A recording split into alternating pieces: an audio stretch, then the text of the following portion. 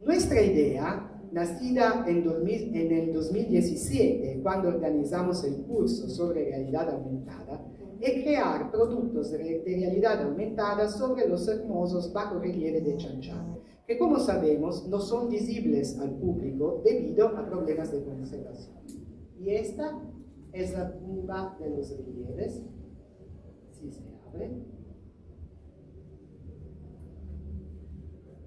donde, por ejemplo, aquí esta figura mitológica se puede seleccionar y ver lo que significa, que representa.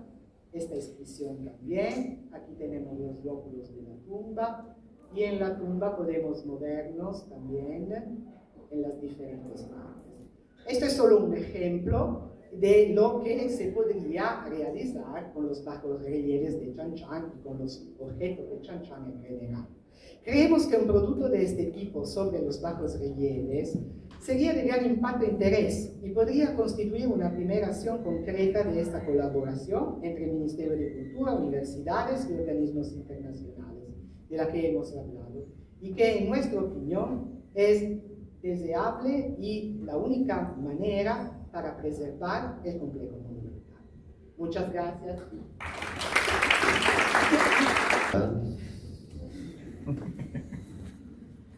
Muy bien.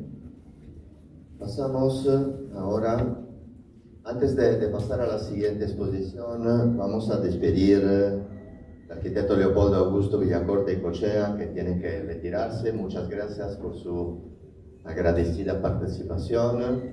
Esperamos de volver a escucharla pronto.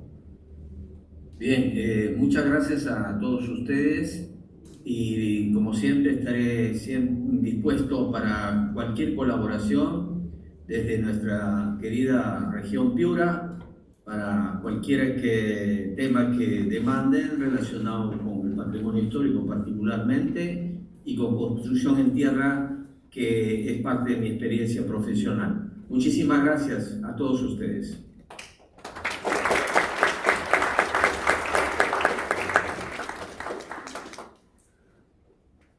Bueno, vamos a presentar ahora la arquitecta Eva Sabina Malinverni, profesora de geomática y SEA en la Universidad Politécnica delle Marche en Italia.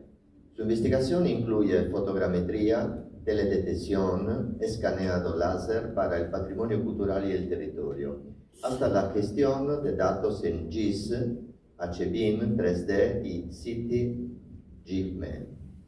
Está asociada al CNR y SPC y tiene con el mismo varios proyectos, MAESI y CONCITEC, Chan Chan en Perú, Tierra de Nínive en el Kurdistán, Jordania y Albania, para realizar levantamientos 3D, visitas virtuales, SIG, HBIM, etc.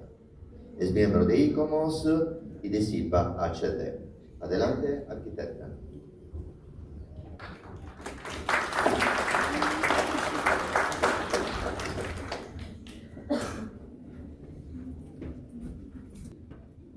Buenas tardes a todos. Disculpe, pero también Francesca necesito leer porque no hablo bien español. Okay. En primer lugar, quisiera agradecer a todos, en particular a los organizadores, por haberme invitado para hablar de la tecnología al servicio de la conservación, en particular de la geomática, para el levantamiento con tecnologías modernas y el uso de la inteligencia artificial para el tratamiento de Big Data. Esta es también la ocasión, junto con mi colega Francesca Colosi, de presentar parte de este gran proyecto que involucra el sitio de Chan Chan, en particular uno de los monumentos de tierra más representativos, Huaca Arcoíris. Yo hablaré del levantamiento topográfico al modelo tridimensional para la exploración virtual también del HB, capaz de manejar toda la información que se ha recogido a lo largo del tiempo, hasta el día de hoy, revelando y ocultando lo que tiene de precioso sus bajorrelieves.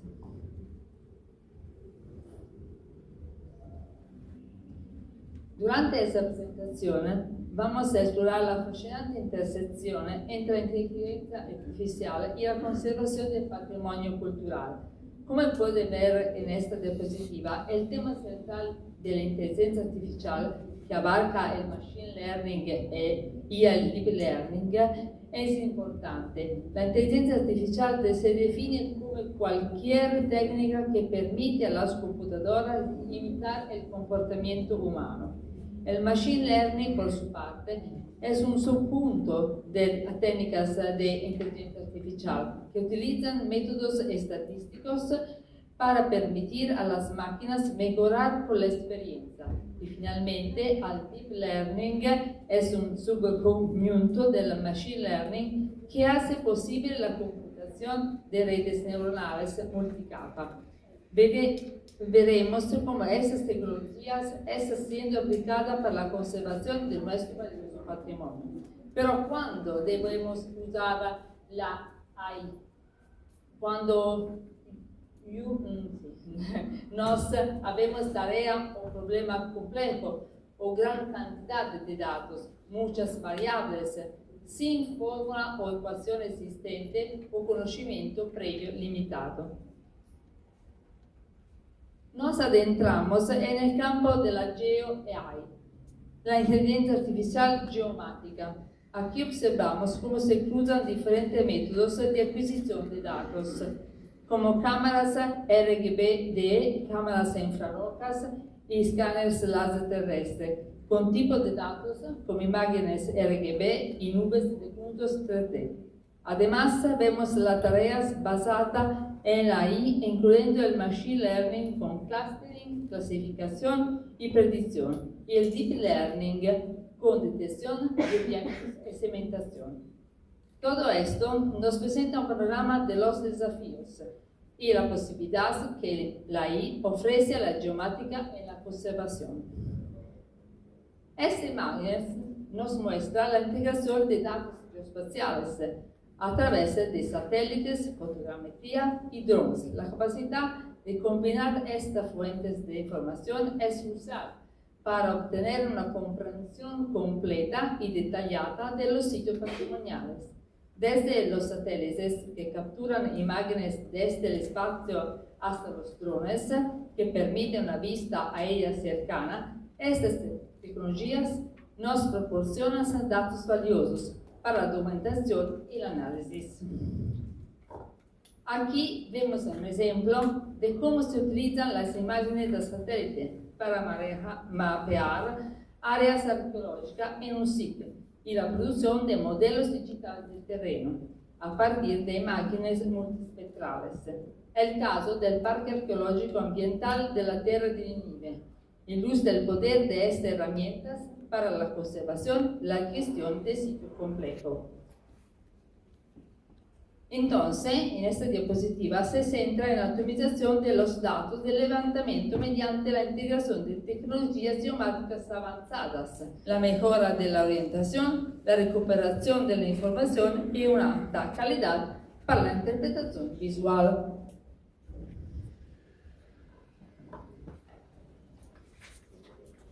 El proyecto nace, este proyecto llamado Farò Regeneración 2.0 nace de voluntad de asumir los retos de la Agenda 2030, iniciativa New European Bauhaus, sobre el tema del patrimonio social y cultural. Los objetivos de Farò Regeneración son concienciar y responsabilizar a los jóvenes sobre el patrimonio cultural, entendido como un bien que debe regenerarse, recrearse y reconstruirse mediante estrategias sostenibles y proyectos innovadores que persigan el bienestar de la comunidad, la inclusión social y la equidad, así como la puesta en común colectiva del propio bien. Las 5C de la Convención del Patrimonio Mundial de UNESCO se refiere a los 5 objetivos estratégicos que guían la gestión del patrimonio mundial: credibilidad, conservación, capacitación, comunicación y comunidades. Estos objetivos se enfocan en asegurar la relevancia, conservación, gestión y promoción del patrimonio mundial.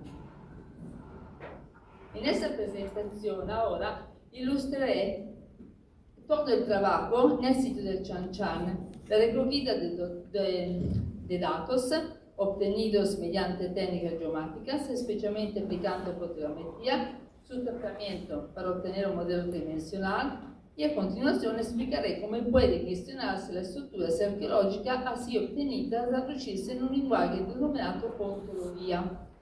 Esa es la fase que precede a la construcción del ECBIM, un modelo de información patrimonial o de edificios históricos, un sistema de gestión en el que podemos analizar todas las características de los objetos en sus estructuras de forma relacional y compartirlas con toda una serie de actores. El levantamiento topográfico para la documentación del sitio de Chan Chan de la UNESCO comenzó hace más de 20 años. Hemos utilizado diversas técnicas de adquisición de datos, desde la más clásica hasta la más moderna, como el GPS, el escaneo láser o la fotogrametría, lo que nos ha permitido obtener una documentación específica, vasta, precisa, della struttura archeologica e archivarla e gestionarla mediante un sistema de información. Como se ha visto, el sitio de Chan Chan es muy extenso y comprende algunas estructuras arqueológicas que se encuentran en la ciudad de Trujillo. El caso aquí que presentamos se refiere al levantamiento de la vaca arcoíris. En varios momentos de nuestra misión fue objeto de un levantamiento fotogramétrico. En particular, se cogieron muchas imágenes estereoscópicas, muchos panoramas esféricos y se levantaron en detalle los bajorrelieves de las paredes internas y externas de la huaca. Las imágenes se procesaron con fotogrametría. Aquí se ven, por ejemplo, dos de los panoramas rectangulares que se procesaron con fotogrametría esférica, un método desarrollado por el profesor Fangi que permite relieve tridimensional de los elementos similares visibles en dos o más panoramas. Los panoramas son una colección de imágenes que se enlazan entre sí, lo que aumenta la resolución de una sola imagen y permite un levantamiento tridimensional más preciso. Mediante el tratamiento de la red de panoramas esféricos, tanto del interior como del exterior de la vaca, se elaboró un wireframe del modelo tridimensional. La operación no fue fácil de realizar porque la estructura, como se sabe, es de tierra cruda y en consecuencia es difícil reconocer puntos similares en varias panorámicas. Cuando no se tiene estructuras bien definidas y cuadriculadas que cambian constantemente y presentan una geometría muy irregular, es muy complicado obtener un modelo 3D preciso. Al final, los muros perimetrales y los interiores se reprodujeron fielmente con un error de centímetros. Utilizando de nuevo la fotometría, però imágenes estereoscópicas e individuales capturadas con cámaras digitales de alta resolución, se aplicó el método de concordancia estereoscópicas multivista para obtener las nubes de puntos tridimensionales de los bajorrelieves, que a su vez filtradas y cortadas en su contorno se renderizaron en forma de malla y otra imagen. A continuación, se procedió a la integración de las dos reconstrucciones realizadas, el modelo 3D completo de la vaca y la inserción en su emplazamiento original de los bajorrelieves con detalles milimétricos. En esta diapositiva que presentó antes Francesca, se puede ver la vaca con la textura que recuerda el material original tierra cruda y le dan una virtualización realista, mientras que en los dos círculos verdes hemos resaltado la ubicación de las imágenes de los bajorrelieves relacionados. Pues, a su vez, se utilizan para texturizar las paredes de la estructura de forma más realista. En este video,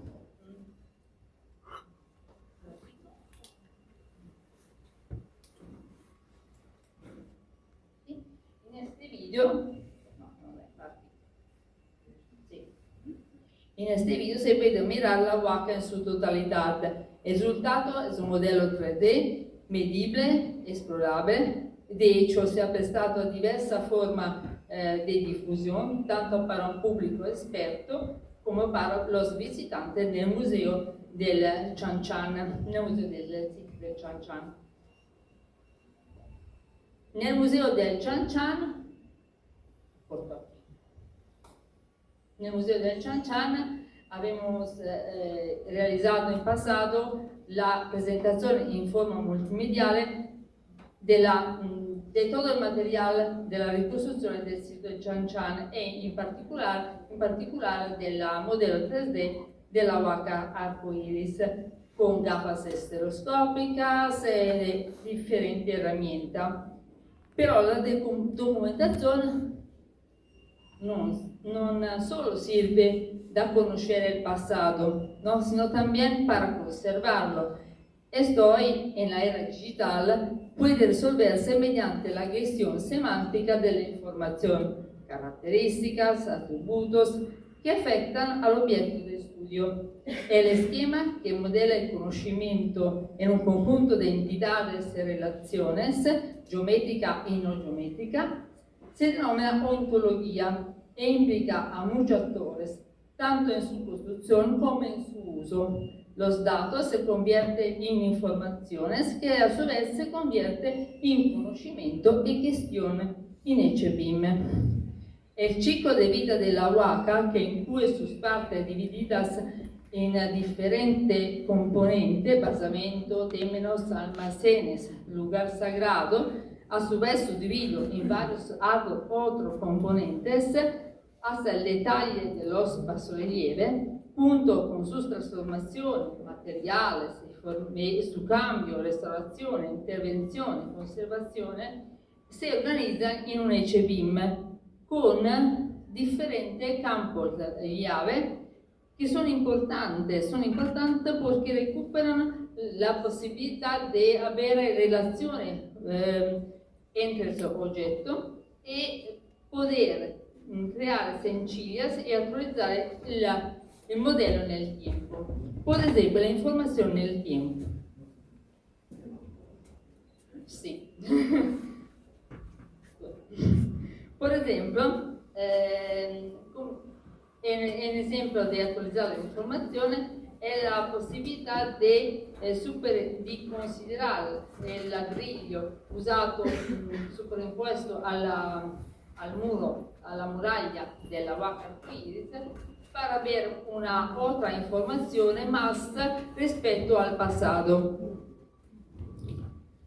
y resumir esta información en un HBIM.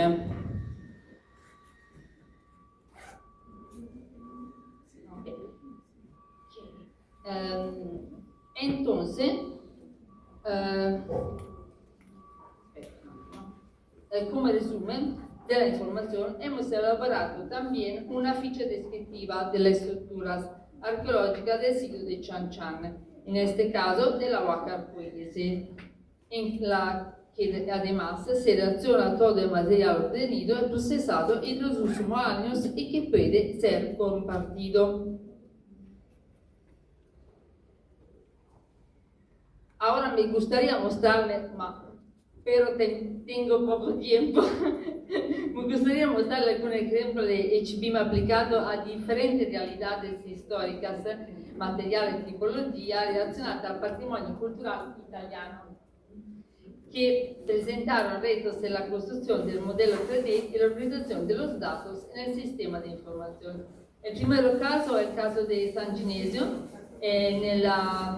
situato nella regione della Marche, cuyas murallas cubren la extensión de un pequeño pueblo de unos 4 kilómetros y que también el modelo 3D es una integración de diferentes sensores geomáticos, dron, GPS, láser, fotogrammetría, y que produjo usando una ontología, un HBIM esportato e compartito con differenti persone, differenti usuari. Otro ejemplo es la fortaleza de Senigallia. Es importante porque el ejemplo è compartito in una piattaforma web, in un BIM server, donde el modelo 3D e la informazione di differenti actores, historiadores, restauradores, ingenieros,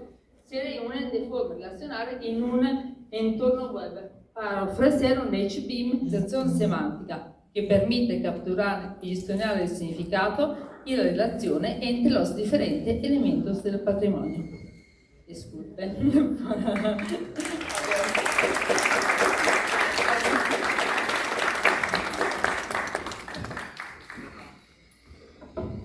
Muchas gracias, Eva. Bueno, ahora llegó el momento del café.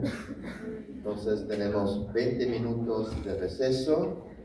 Sigan la arquitecta Arellano por ahí, que nos está indicando. Cuando van saliendo pueden ir recibiendo su café. Muy bien, listo. Entonces nos regresamos en 20 minutos con el panel. Muchas gracias. Nacionales, en realidad, que comparten con nosotros su experiencia y su interés sobre nuestra arquitectura, sobre nuestra ciudad, ¿no? Bueno, en principio, en realidad, desde las exposiciones que pude observar en la mañana, ¿no? Hoy en la tarde, en realidad yo quería plantear de repente una idea, ¿no? Que nos motive en qué sentido, ¿no? Y en ese sentido también de repente es pedir los aportes a los exponentes, ¿no? O abrir el diálogo en ese sentido. Décadas atrás, ¿no? Inclusive cuando nosotros éramos estudiantes también, y sigue, ¿no? Permanente el debate, la preocupación, digamos, la búsqueda por lo que podría ser una arquitectura propia, ¿no? Una arquitectura propia, una arquitectura regional a nivel de nuestra zona norte y en particular también que caracterice, ¿no? Ya lo que significa nuestra región La Libertad. Entonces, el día de hoy hemos podido observar exposiciones que están en función al uso de materiales, ¿no? Que tienen que ver mucho con, digamos, el valor que tiene también nuestro territorio en la medida pues, que se encuentran disponibles, ¿no? Como recursos. El tema de la tierra, que es un poco el motivo principal de la misión, ¿no? De investigación. Hemos hablado también de algunos materiales como la quincha, ¿no? También hemos podido observar algunas propuestas urbanas con respecto, ¿no? A algunas ciudades del Valle de la Costa, también de la zona andina, de nuestra provincia, de nuestra región de La Libertad, de Piura también, ¿no? De esta gran macrorregión norte. Entonces, en ese sentido, me parece que todo este material, ¿no? Todos estos temas que nos traen los ponentes, a mí inmediatamente me llevó a nuevamente pensar y recobrar, ¿no? Esa preocupación de finalmente cómo podemos utilizar, digamos, todos estos patrones, de repente toda esta información, toda esta historia, ¿no? Todos estos usos y costumbres en temas de propuestas urbano-arquitectónicas que son propias en realidad, ¿no? A partir de repente nuestros antepasados, que en realidad eran respuestas que tenían que ver justamente con nuestras características físicas, geográficas, ¿no? Y que también, digamos, se incorporaban a las exigencias, ¿no? Que significaba la naturaleza de nuestro territorio. Por otro lado, me pareció también muy interesante la metodología que nos mostraba el arquitecto Carlos Moreno, cuando, digamos, a partir de lo que significaba la materia prima del territorio natural, ¿no? Digamos, de lo que significaba estas características naturales, cómo a partir de la intervención de la gestión pasábamos a lo que era de repente un resultado, ¿no?, a nivel de la cultura, ¿no?, a nivel de lo que podría ser el medio cultural, y también después a lo que podría ser el resultado del medio social, ¿no? Entonces, me parece por eso muy, muy interesante el cómo nosotros tenemos que mirar, estar mirando siempre, ¿no?, nuestras características a nivel territoriales, a nivel de repente de respuestas, ¿no?, propias que tenemos, y cómo nuestra intención, nuestras acciones finalmente pues terminan en resultados de repente que en un pasado han sido muy aplaudidos, ¿no? Suscitan de repente el interés, ¿no?, de culturas del extranjero por conocer un poco más sobre cómo han sido esos resultados en nuestro territorio tiempos atrás, pero de repente un poco, ¿no?, nos falta nuevamente a nosotros poder reconocer, ¿no?, primero esas bondades, esas eficacias, ¿no?, que han tenido estas respuestas ya que hemos tenido en nuestro territorio, y volver a de repente reconceptuarlas, readaptarlas a nuestras exigencias actuales, como de repente pues el inicio, ¿no?, de encontrar ese camino a lo que pueda ser una arquitectura propia, un urbanismo, ¿no?, con respuestas genuinas, ¿no?, realmente ante lo que significa pues nuestra dinámica y nuestras necesidades actuales, ¿no? Un poco va por ahí.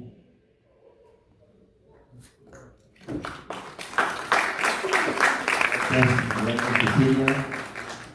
Vamos a escuchar lo que dicen los estudiantes. Adelante.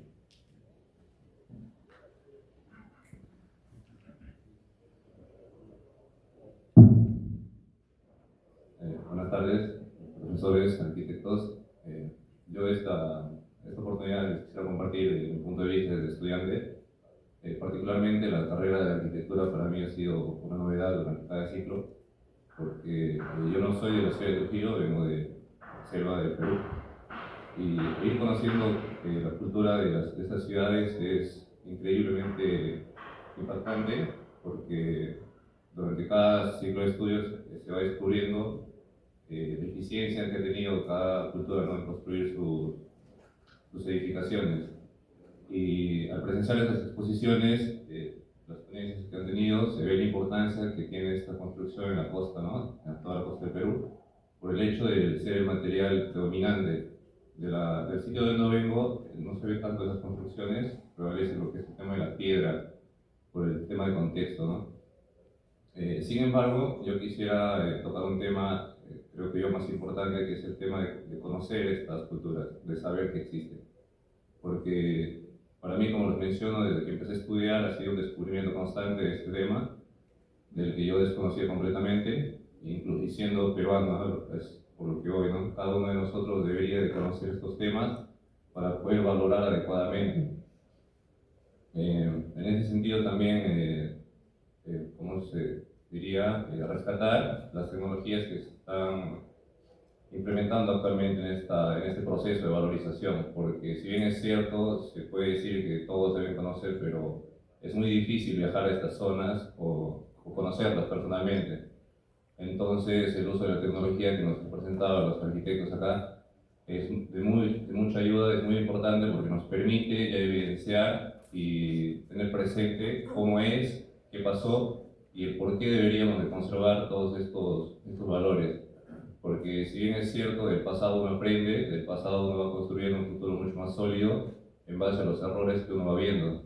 Y todos estos vestigios es un claro ejemplo y es un objeto valioso para estudiar estas falencias quizá que tuvieron en su momento, las técnicas que utilizaron para solucionar estos mismos problemas y que nos pueden apoyar para afrontar quizá los problemas nuevos que nos vengan, ¿no? Porque si nos damos cuenta, nuestra civilización ha ido avanzando hasta un punto en el que tratamos de regresar al pasado. ¿A qué me refiero? Ahorita se ve mucho, ¿no?, edificios modernos, uso de materiales más resistentes supuestamente, pero que ya está afectando demasiado nuestro ambiente. Entonces, ¿qué estamos haciendo? Regresando a lo que se dice el concepto de arquitectura sostenible, que es un concepto que se utilizaba antes, ¿no? Materiales naturales, sistemas constructivos amigables y que no generan un daño significativo al ambiente. Y como mencionaba la arquitecta Betsy, es una arquitectura sostenible en el tiempo porque hace fácil su mantenimiento, la reparación de los muros, cambiar ciertas partes, es mucho más sencillo con estos materiales. Entonces, en ese sentido, yo como estudiante quisiera invitar a cada uno de ustedes, futuros colegas, ¿no?, aportar, apoyar, dar nuestro granito de arena en este sentido de conservación de nuestra cultura, compartiendo esta información con los que conocemos, con nuestros amigos, en nuestras casas, hablar, informar, contarles y de esa manera hacer que todos conozcan y sepan lo valioso que tenemos en nuestro país, ¿no? Porque cada zona, cada región tiene su propia cultura y acá como peruanos o estudiantes de acá de la zona de la costa, donde se han desarrollado más estas culturas, ¿no?, deberíamos de comunicarlas así, de boca a boca, porque no todos tienen acceso a esta información. Como yo les mencionaba hace rato, desde que yo empecé a estudiar es donde me estoy enterando de todo y de cada una de estas situaciones, porque lamentablemente no, en el sistema educativo no se tiene mucho presente este tema de la cultura, por lo que muchas veces no se cuida adecuadamente, ¿no? Para terminar, mencionar el último caso que se ha visto acá en la zona de Chanchan, que ha habido un atentado contra este monumento, ha habido unos jóvenes que han pintado, ¿no?, este lugar, y es un claro ejemplo de lo que estoy mencionando. O sea, son personas que desconocen muchísimo el valor de esta ciudad, que ya hemos visto en las exposiciones de un valor internacional, y que deberíamos cuidarlo, no solamente los académicos, los que están estudiando esos temas, sino todos, y principalmente los trujillanos, ¿no?, que es un legado para ellos y para todos nosotros. Gracias.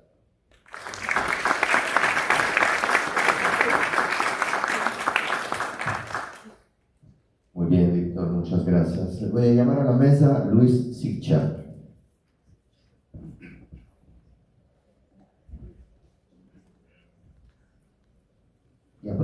Muy puntual. A ver, de acuerdo con las tecnologías que ustedes acaban de enseñarnos a través de sus exposiciones, ¿cuál podría ser la tecnología, la estrategia más efectiva a corto, medio y largo alcance para proteger el patrimonio en tierra, sobre todo el patrimonio arqueológico, como en el caso de Chanchan, en los que está todavía más en riesgo? Entonces, ¿qué hacer? Sabemos que Chanchan, antes o después, va a desaparecer. No podemos luchar contra los factores ambientales, contra el tiempo. Entonces, ¿cuál podría ser la solución, la estrategia más económica, más funcional, más productiva y más efectiva para poder conservar el recuerdo de este patrimonio?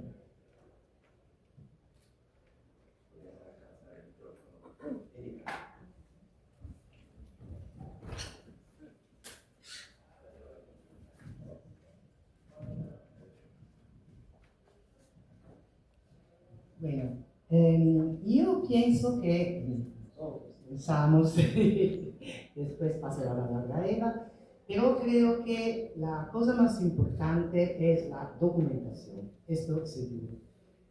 Por lo que se refiere a Chanchan y también por lo que se refiere al patrimonio difundido en el territorio.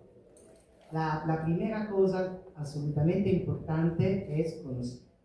Así que tenemos que trabajar para una documentación 3D, para un plano urbanístico de Chan Chan, y esto se puede hacer con diferentes metodologías. La primera seguro es el remote sensing, la teledetección, porque por lo que se refiere a Chan Chan, la visión desde el alto es fundamental. Chan Chan es inmensa y no se puede enfrentar desde abajo, sino más desde el alto. De hecho, por ejemplo, según nuestra experiencia, cuando trabajamos en Cholán, en Rivero, intentamos documentar el palacio. Intentamos con diferentes tecnologías y por fin la única que se reveló de verdad resolutiva fue el drone, el levantamiento fotogramétrico desde el alto. También la teledetección es muy útil para el estudio del territorio a largo plazo, utilizando imágenes satelitales, utilizando cartografía, se pueden realizar mapas de, podemos llamarlas mapas de riesgo, posicionando todos los sitios de valor monumental presentes en el territorio respecto a su posición, a su condición dentro del medio ambiente. Y tener todas estas informaciones y manejarla con dos instrumentos fundamentales, que con sistemas informativos a nivel territorial, el SIG, y a nivel del monumento, el HBIM, y también pueden ser los gemelos digitales, creo que es la única solución en este momento. Es verdad, muchas cosas se van a desaparecer. Entonces, por esta razón, la documentación es importante. Tengo que hacer un ejemplo sobre el trabajo del profesor Fanchi, que era el profesor de Eva, que vino acá los primeros años de nuestra misión. Él ha viajado en todo el mundo. Era un fotogrametra famoso, muy famoso en Italia, en toda Europa, y documentó montones de monumentos en el mundo. Cuando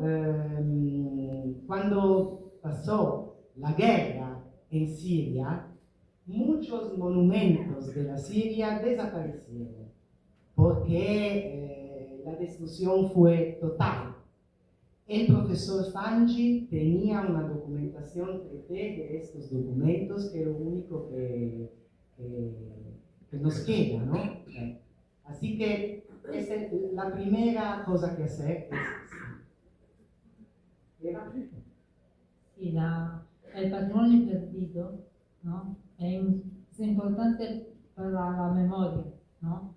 El modelo 3D, el profesor Fanchi, la fotogrammetría, tenemos en la universidad como documentación, es importante porque recuerda la natura, la moschea, ¿no? In Siria, ma in Perù, in Brasile, in Europa, un montón de monumentos. La realidad aumentada es importante porque cuando el monumento es olvidado, ¿no? Es importante recordarlo a la generación futura, ¿no? Tramite con medio de la realidad aumentada, ¿no? Y riguardo a la teledetección, es importante ahora el conjunto con la inteligencia artificial, porque es más simple, más rápida, ¿no? Reconocer los objetos, ¿no? No completo, ¿no? Necesita el intervento del humano, ¿no? Pero es más rápida respecto al pasado. Es importante clasificar, reconocer los objetos de manera semiautomática. Bueno. ¿Puedo añadir una cosa? No, porque él estaba hablando de la realidad aumentada, que es muy importante también para presentar los monumentos al público. Y, por ejemplo, un sitio como Chan Chan es muy difícil entenderlo, ¿no? La primera vez que visitas Chan Chan te pierdes, no entiendes su belleza. Nosotros hemos empezado a conocer Chan Chan despacio, cada año un poco más, su territorio y todo eso. Así que la tecnología para la presentación virtual, de realidad aumentada, tridimensional, de los sitios y de los monumentos y de los objetos es fundamental. Y es fundamental por lo que estaba diciendo el ponente aquí, que estaba diciendo que la población tiene que entender el valor de su propio patrimonio. Si esto no pasa, el patrimonio va a desaparecer. A todos los niveles. A nivel político, porque se prefiere construir en cambio que preservar el territorio. A nivel de la gente que utiliza los monumentos sin saber de qué se trata. A todos los niveles.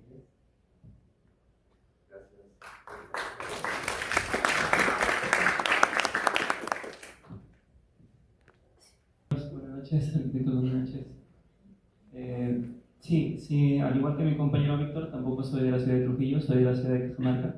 Y también una ciudad que es muy rica en cultura, también mucho más en lo que es arquitectura colonial. Y muy pocos vestigios tenemos de lo que era la arquitectura incaica, ya que estos asentamientos han ido borrando todo esto con el tiempo y el hacinamiento y la falta de cuidado también ha ido borrando ciertos vestigios y ciertos lugares. En cuanto a algunas cosas que todavía se conservan, la población incluso trata de seguir conservándolas. Cuando llego acá a Trujillo, la primera vez que visito Chan Chan, como decía la arqueóloga, es bien complejo de entender, te pierdes mucho. En una visita que hice con mis compañeros, muchas de las ideas que trataban de conservar los antiguos pobladores de Chan Chan era esta noción que tenían con la naturaleza, esta conservación, incluso algunos huachaques que aún hasta ahora creo que siguen funcionando, y la conservación de la totora que ya poco a poco se va perdiendo. Incluso por el mismo clima vamos perdiendo algunas playas y algunas actividades que antiguamente muchos hacían. Es muy importante también saber observar cada uno de nuestros entornos, porque muchas veces no lo reconocemos. Y a pesar de que algunos llevamos el conocimiento, tenemos que saber valorarlo. Muchas veces el hacinamiento de la población pensamos que es mucho más importante y no es así.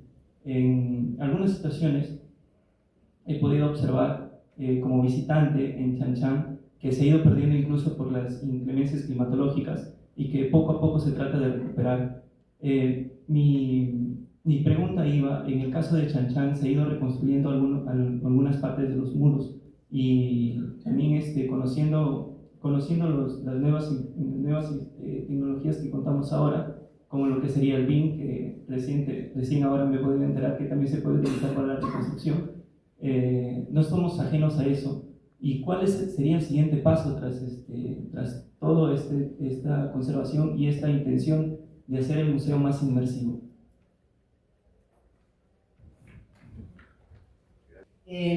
Por lo que se refiere al HBIM, la nuestra fue una experimentación, porque experimentamos esta plataforma, esta técnica sobre la huaca arcoíris solo en una parte del trabajo. Así que necesitaría mucho trabajo para llevar a un utilizo efectivo de este instrumento. Pero vale la pena porque con el BIM, ¿no? El BIM sirve también para diseñar algo, ¿no? Sobre todo se utiliza por eso para la gestión y el diseño de los edificios. Y la misma cosa se podría hacer con los edificios históricos y también con los edificios en tierra. Así que también para la conservación, para las decisiones relativas a la construcción y a la protección de los muros, para el monitoreo del estado de conservación de los muros de adobe, este instrumento podría ser de verdad muy útil. Y en relación a la modernización del Museo del Sitio, claramente los modelos tridimensionales, el ejemplo de la Huaca, ¿no? Hemos realizado un levantamiento tridimensional de la Huaca que nos ha servido en dos direcciones, ¿no? Una, la dirección del HBIM, de la construcción de un sistema de información geométrica, y el otro de la puesta en valor de la Huaca adentro del Museo del Sitio. Lo que he dicho también en mi exposición es que para mí el Museo del Sitio en este momento no es suficiente para Chinchán. Yo sé que desde mucho tiempo, muchos años se habla del nuevo museo, de una parte multimedia del museo, pero no se está haciendo todavía, y yo creo que es fundamental.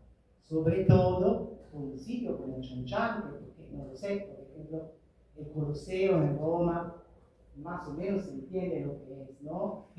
Tú llegas delante del monumento y se entiende. En Chinchán no, es necesaria una explicación trámite estos instrumentos nuevos multimediales. Así que nuestro trabajo de documentación sirve en estas dos direcciones, la conservación y el manejo y la valorización. No sé si he contestado bien a tu pregunta. El HBIM es un modelo informativo, es una relación entre los datos geométricos, pero es importante los datos semánticos, el atributo, la característica, la documentación en forma de imago, en forma de texto, en forma de descripción materiales. Los datos es importante, no solamente la geometría, ¿no? El 3D del modelo, pero es importante la información en un conjunto, ¿no? Y relaciones, ¿no? Manejar la información es bien estructurada, ¿no? Noi llamamos ontología, ¿no? Conceptualización, ¿no? Del sistema. Se puede añadir otros datos en el tiempo, que se diventa muy rico, ¿no? De información y resta en la memoria, ¿no? Es importante, es un sistema informativo, no solamente un modelo geométrico, no solo el diseño, la presentación, no solo. Io quisiera aprovechar de la presencia de la doctora Ana María Oile y hacer una pequeña pregunta. ¿En qué nos estamos equivocando? Usted tuvo experiencia, ¿no?, de una larga trayectoria como responsable del INC y fue una creo de las primeras que impulsó el trabajo para realizar la poligonal y trazar el área de amortiguamiento y de intangibilidad en Chinchán. Entonces, tal vez podrá ayudarnos a entender dónde nos estamos equivocando, qué es lo que nos está faltando para poder conservar correctamente nuestro patrimonio.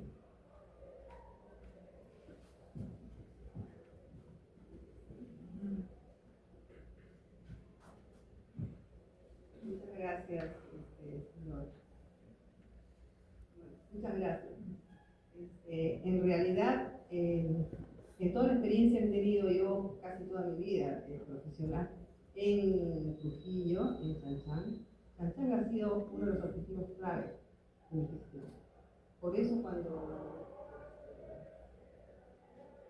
Francesca y su equipo vinieron a buscar la cooperación con Chinchán, yo dije esto es la salvación, ¿no?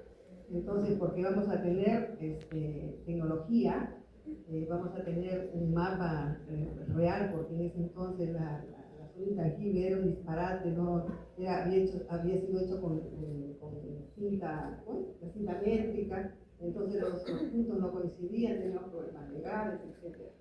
Entonces ellos ayudaron muchísimo, no solamente en su experimentación en campo, que fue de mucha utilidad para buscar una solución de cómo hacer levantamientos tridimensionales y reliefar, etcétera, etcétera, sino porque también nos dieron la tecnología y prepararon toda la poligonal que estaba diseñada. Además, agregaron otros espacios patrimoniales que habían quedado fuera de la zona intangible, ¿no? Y aprobada por Resolución Suprema Nacional 518 del año 18,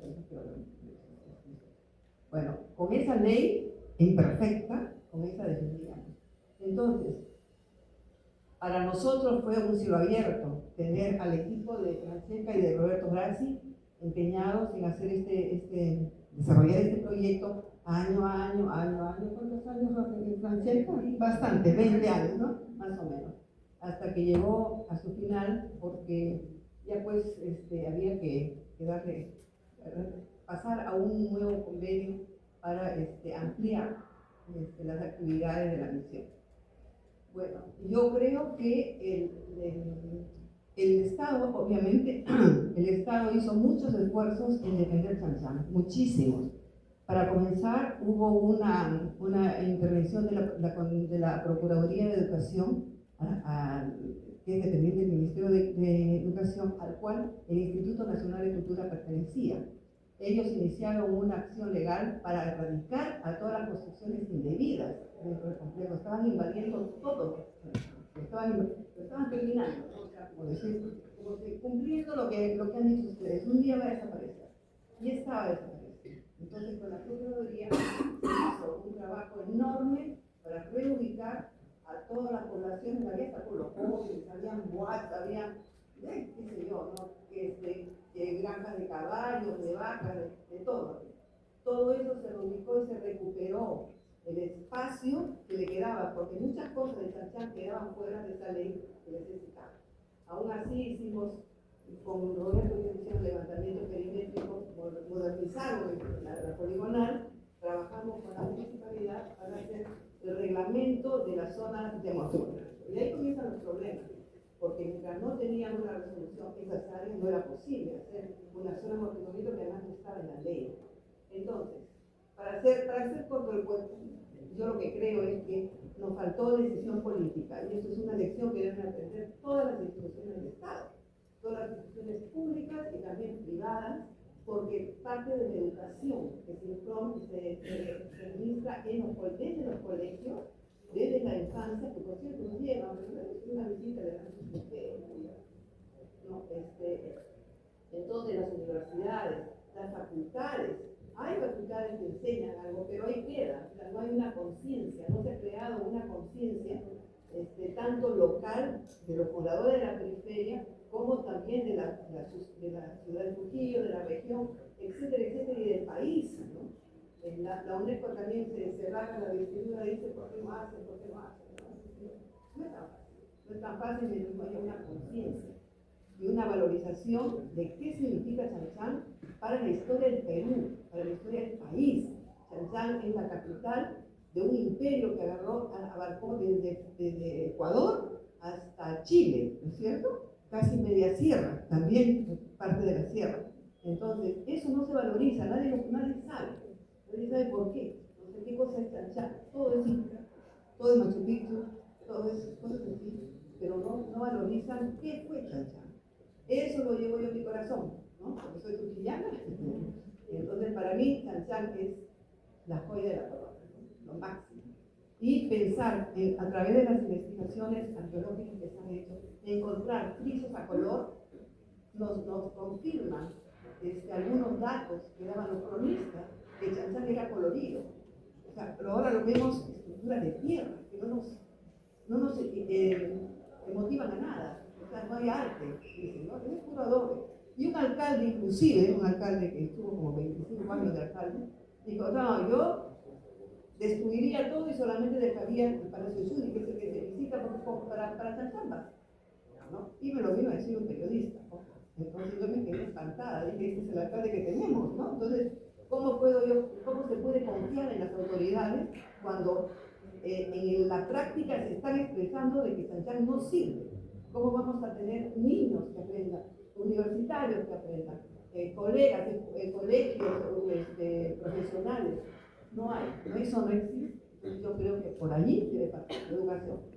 ¿Cómo es que vamos a manejar este problema, solucionar este problema? Es justamente con lo que están haciendo las arquitectas y arqueólogas, la visión ¿cómo se llama? De Roberto, de Francesca, de Eva, Francesco.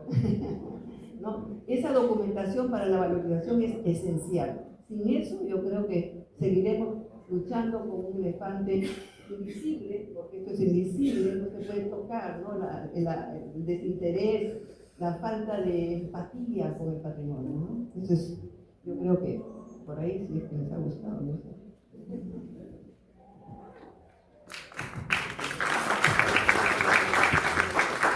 Muy bien, nos quedan todavía algunos minutos. Si hay alguna pregunta por parte del público, por ahí.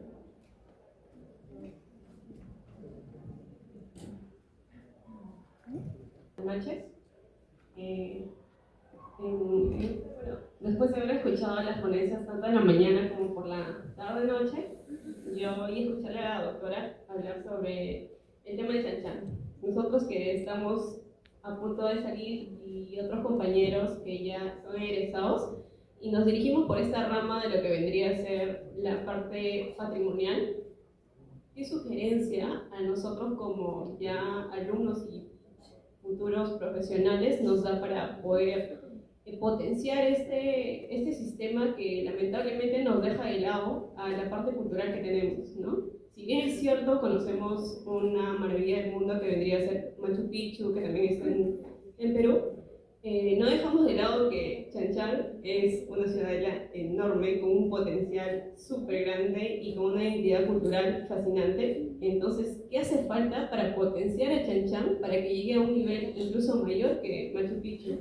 Ya que la arquitectura en piedra es interesante, sin embargo, lo que hicieron acá en Trujillo, en la ciudadela que tenemos aquí, creería yo que es mucho más grande. Entonces, ¿qué nos hace falta y qué recomendaciones a nosotros como profesionales nos podrían dar para nosotros poder mejorar o poner de alguna manera cambiar algún tipo de sistema que tenemos actualmente?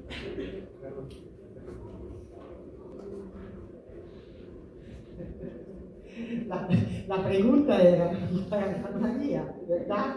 Sí. No, yo digo solo una cosa y después paso la palabra a María. Digo solo que efectivamente no entiendo por qué una universidad tan importante como UPAO, esa Facultad de Arquitectura de UPAO, no está involucrada en alguna manera en el estudio y la conservación de Chan Chan. No lo entiendo, porque entiendo que hay el Ministerio de Cultura, hay el PECACH, obviamente es una parte operativa, de trabajo operativo, pero yo creo que toda esta fuerza de los estudiantes podría aplicarse también a un sitio tan importante per su historia que es Chan Chan. Yo que vengo del extranjero, es tiempo que estoy pensando por qué las universidades no están involucradas en Chan Chan. Esto no lo entiendo. Yo paso la palabra. Bueno, sí, en realidad Francesca tiene toda la razón, porque las universidades, con toda la tecnología pedagógica que tienen área de estudio, equipamientos para poder desarrollar un buen trabajo, podrían sumarse a los esfuerzos que limitadamente hace el Ministerio de Cultura para la recuperación de Chan Chan. Acercamientos a esta situación hemos tenido varias veces, pero no ha dado resultados, y yo me alegro que hoy en día estén preocupados y tengan una alianza con italiana para poder desarrollar los estudios necesarios. Para eso se tendría que hacer un programa, ¿no? de cómo abordar estos temas que decía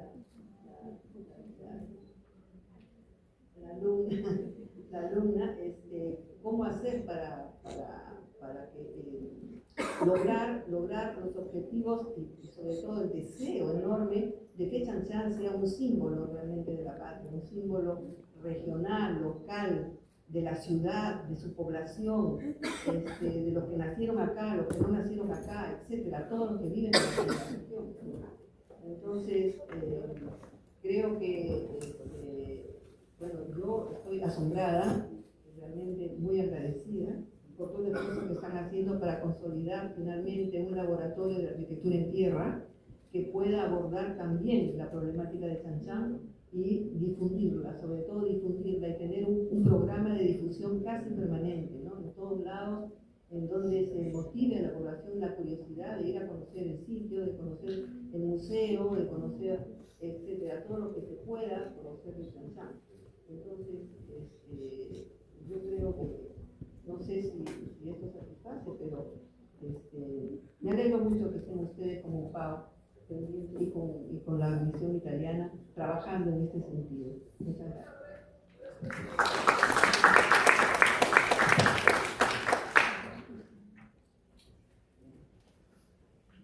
Muy bien. Entonces agradecemos los panelistas. Invitamos a la doctora Rosario Arellano, la directora del programa de estudio de arquitectura, para el cierre de este día de trabajo del primer encuentro internacional arquitecto. Adelante, arquitecta.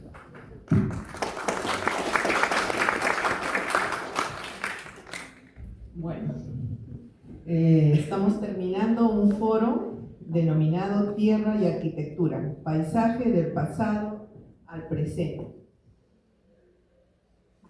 Y miren, este tema de la historia del pasado y el presente es algo que a través de los cambios de las mallas curriculares, de los planes de estudios, de las diferentes facultades de arquitectura en Perú ha ido cambiando. Y somos una de las pocas que conserva la línea de la historia de la arquitectura, porque la consideramos importante, porque nos permite comprender pues, el contexto social, cultural, tecnológico, económico de diferentes tiempos, considerando que la historia de la arquitectura nos ofrece pues, varios beneficios. Hoy día mismo hemos estado escuchando diferentes técnicas como hemos compartido, cada una de las personas que han venido aquí, los que se han hecho presentes y los que han llegado a través del Zoom, nos han compartido su experiencia, lugares, sus imágenes que han compartido son cosas que ellos han ido a ver en persona, han recorrido, ha tomado para ellos tiempo. ¿Y por qué lo han hecho? Porque han desarrollado una pasión por la historia. Eso que nos han compartido hoy día, ese sentir por ese tiempo que le dedican a esas cosas, es algo que es tan importante con ustedes jóvenes, los jóvenes alumnos que están aquí, porque para nosotros es parte de su formación, compartir ese compromiso que tienen algunos profesionales con temas como la historia de la arquitectura.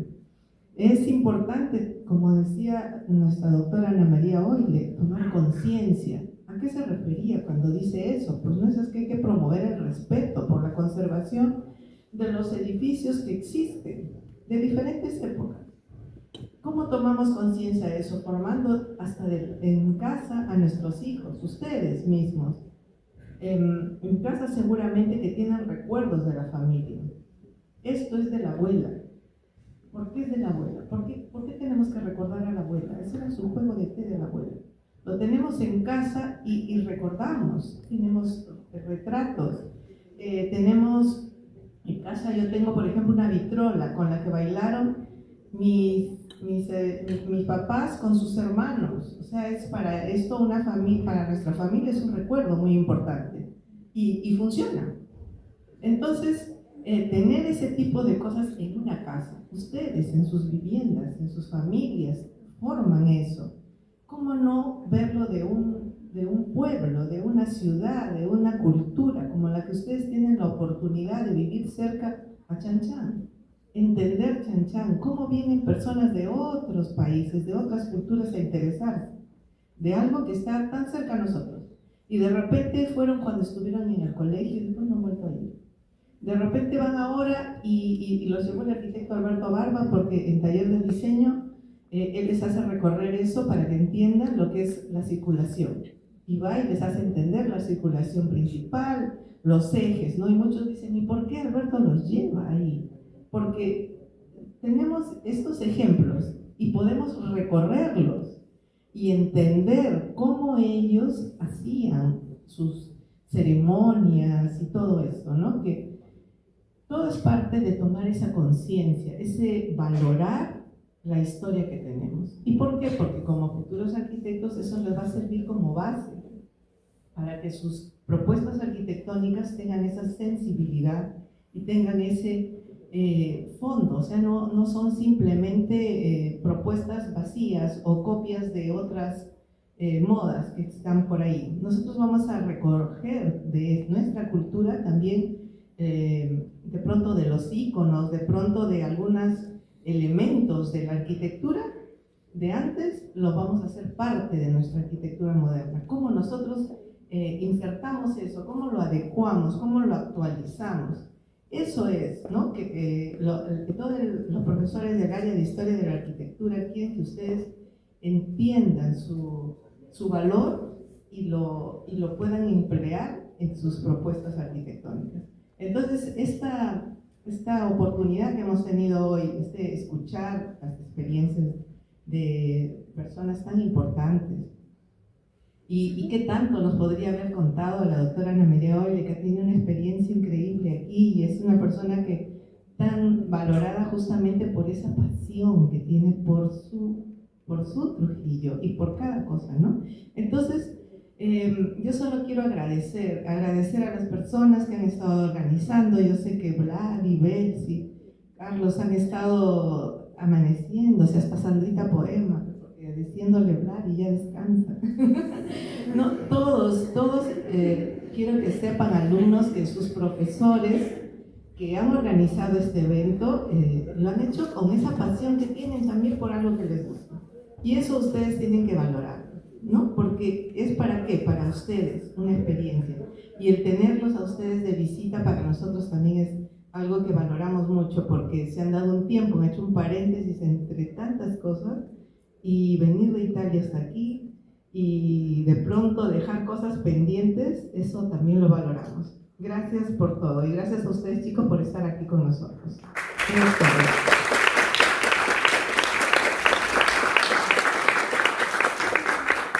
Muy bien, hemos terminado.